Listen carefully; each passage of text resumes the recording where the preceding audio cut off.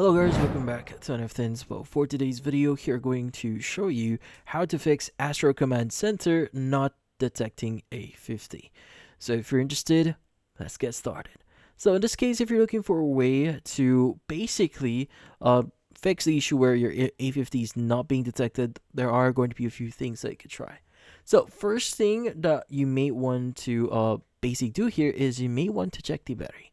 So a low battery can prevent the software from recognizing your headset. So in this case, you want to check the battery indicator on the A50 and charge it fully using the provided charging cable and base station. And also you may want to verify the base station connection. So in this case, make sure the A50 base station is securely or correctly connected here. Now, for PC, you may want to double check the USB connection from the base station to your computer. A loose or faulty connection here can cause detection issues. So in this case, you may want to change your USB connection as well and see if that actually helps.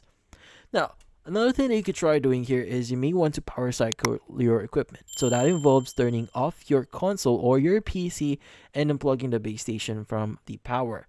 Now wait for about 30 seconds to drain out all the electricity or the power from it and plug it back in. Now once you've done that, power everything back on and let the base station fully boot up before trying to connect again. Also, you may want to basically check for software updates. So you want to ensure that the latest version of the Astro Command Center software is installed. Outdated software can cause compatibility issues, so make sure to check that. And finally, the last thing that you may want to do here is you may want to factory reset your A50 headset.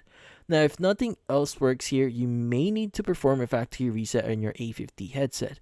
You need to check your user manual for specific instructions for this one. So this usually involves holding down certain buttons on the headset. And in this case, you should be able to repair your headset with the base station afterwards. But in this case, that's about it. Hopefully this video was able to help you. Like and subscribe to A50 Inspo. Thank you for watching.